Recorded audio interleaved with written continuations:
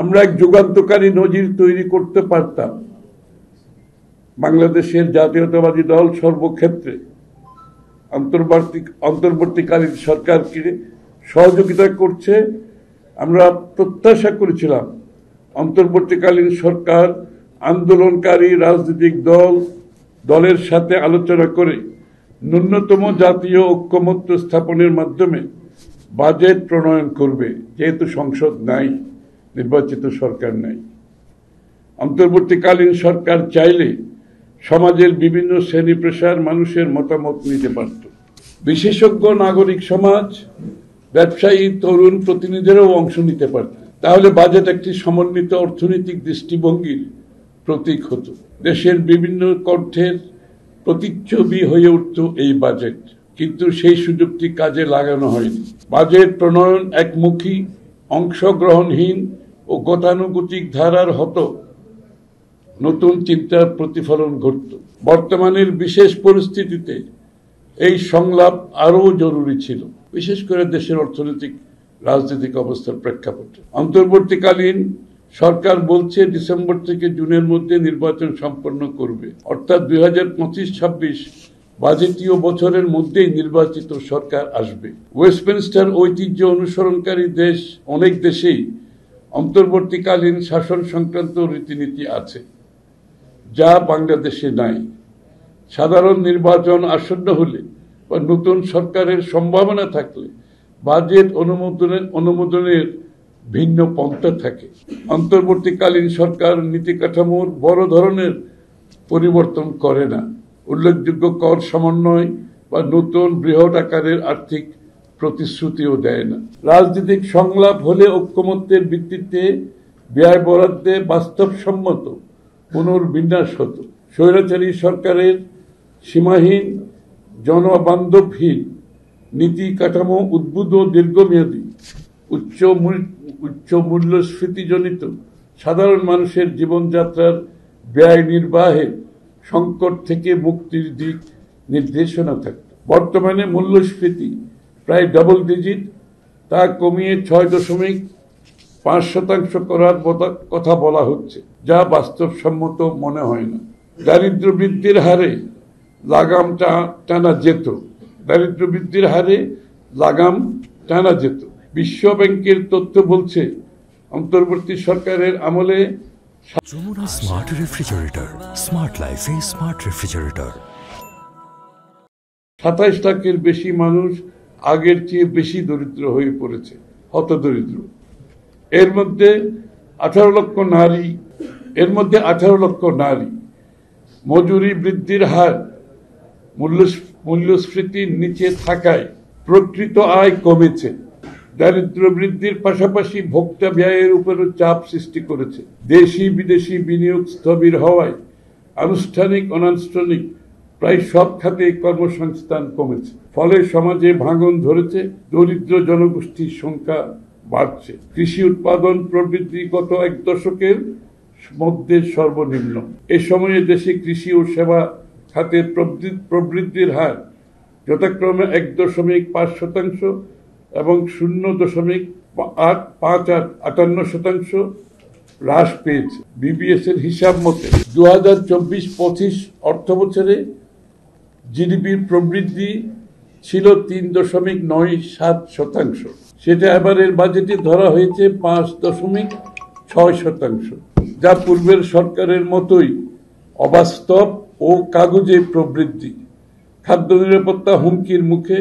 অপর্যাপ্ত, ত্রুটিপূর্ণ, দুর্নীতিগ্রস্ত সামাজিক সুরক্ষা খাতে পেনশন ও কৃষি ভর্তুকি অন্তর্ভুক্ত করে বরাদ্দ বাড়ানোর চেষ্টা হিসেবে দেখানো হলেও সামাজিক সুরক্ষার জন্য সরকারি বরাদ্দ অপর্যাপ্ত থেকে গেছে। আজ অবধি সামাজিক নিরাপত্তা বেষ্টনী কর্মসূচিগুলো অধিকার ভিত্তিক হলো না। সামাজিক নিরাপত্তা বেষ্টনীটা একটা অধিকার হিসেবে প্রতিষ্ঠিত হওয়ার কথা ছিল, এবং সেটা আগামী দিনে আমাদেরকে করতে হবে। সেটা শিক্ষা, স্বাস্থ্য, কৃষির মতো গুরুত্বপূর্ণ খাতে বরাদ্দ কমানো উদ্বেগজনিত। কৃষিতে দেওয়া হয়েছে বাজেটের মাত্র 5.9%, স্বাস্থ্যে 5.3% এবং শিক্ষায় 14%। বেসরকারি বিশ্ববিদ্যালয়, মেডিকেল কলেজ ও স্কুলগুলোকে পূর্ণাঙ্গ কর মওকুফের আওতায় আনা যেত।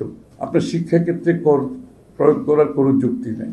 এটা শিক্ষাকে পিছিয়ে দেয় এবং আমাদের সাধারণ মানুষের আমাদের যে উন্নয়নের কথা বলছি আমরা, ডেমোগ্রাফিক ডিভিডেন্ড, সেটাকে ক্ষতিগ্রস্ত করবে। সামাজিক সমতা ও মেধাভিত্তিক সমাজ, আমাদের সময় ইনশাআল্লাহ শিক্ষার এই সকল ক্ষেত্রকে পূর্ণাঙ্গ কর মওকুফের আওতায় আনা হবে। আমরা শিক্ষার ক্ষেত্রে সব ধরনের কর মওকুফ করব। এতে তরুণ সমাজের শিক্ষা আকাঙ্ক্ষা পূরণ হবে, সামাজিক সমতা ও মেধাভিত্তিক সমাজ নির্মাণে সহায়ক হতো। শিক্ষার দুর্বল ফলাফল ও তরুণদের মধ্যে উচ্চশিক্ষা, কর্মসংস্থান বা প্রশিক্ষণ না থাকার বিশাল হার ডেমোগ্রাফিক ডিভিডেন্ড বা জনভিত্তিক লভ্যাংশ অর্জনের পথে প্রতিবন্ধক। এসব খাতে দীর্ঘমেয়াদী বিনিয়োগ না হলে মানব সম্পদ উন্নয়ন ও দারিদ্র্য হ্রাসে অগ্রগতি সম্ভব নয়। 2030 সালের মধ্যে টেকসই উন্নয়ন লক্ষ্যমাত্রা অর্জন দুরূহ হয়ে যাচ্ছে। বর্তমানে দেশে বিনিয়োগ আসে 96% অভ্যন্তরীণ সঞ্চয় থেকে, সেটা দ্রুত কমে যাচ্ছে। অর্থাৎ আমাদের অভ্যন্তরীণ সঞ্চয়টা কমে যাচ্ছে, যার জন্য সেটা আমাদের বিনিয়োগকে যেটা এফেক্ট করবে। নির্বাচনের সুনির্দিষ্ট রোডম্যাপ না থাকায় রাজনৈতিক অনিশ্চয়তার কারণে বিনিয়োগকারীরা ভরসা পাচ্ছেন।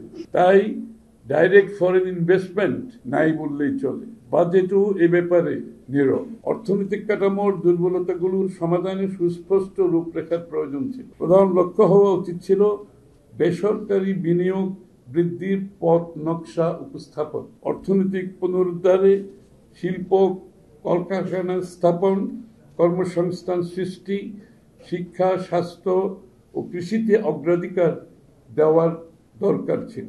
জরুরি ছিল ক্ষুদ্র, কুটির ও মাঝারি বিভিন্ন খাতে সহায়তার মাধ্যমে আরো নতুন উদ্যোক্তা সৃষ্টি। বিশাল সুদের হারের সাথে অতিরিক্ত কর ও শুল্ক শিল্পে বড় চাপ সৃষ্টি করবে। এটা আবার একটু বলতে হবে। বিশাল সুদের হারের সাথে অতিরিক্ত কর ও শুল্ক শিল্পে বড় চাপ সৃষ্টি করবে। বিশেষ করে উৎপাদনশীল খাতগুলো ক্ষতিগ্রস্ত হবে।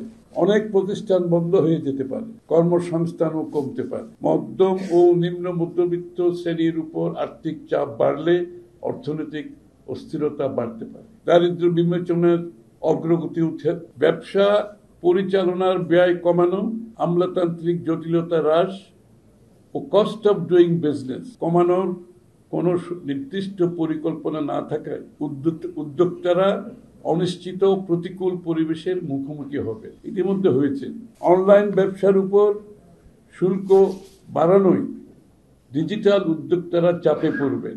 এই খাত নতুন কর্মসংস্থান সৃষ্টি ও ডিজিটাল রূপান্তরে বড় ভূমিকা রাখতে পারত। তরুণ উদ্যোক্তাদের হতাশা বাড়বে, উদ্ভাবনও নিরুৎসাহিত হবে। অনলাইনের উপর যখন আজকে পুরো একটা সারা বিশ্বে একটা বড় ধরনের প্রত্যেকটি সরকার জোর দিচ্ছে, সেখানে বাংলাদেশে এটার উপর শুল্ক বাড়ানো হয়। আর্থিক খাতের ভঙ্গুরতাও কাটেনি। পুঁজিবাজারে সাধারণ বিনিয়োগকারীগণ অবহেলিতেই থেকে গেলেন। ব্যাংকের আর্থিক অবস্থা নাজুক, খেলাপি ঋণ আদায়, পাচার হওয়া অর্থ ফেরত আনা এবং করজাল সম্প্রসারণের মতো পদক্ষেপ নিলে রাজস্ব আহরণে নতুন ভিত্তি তৈরি হতো। সরকার ব্যাংক খাতের উপর বেশি নির্ভরশীল।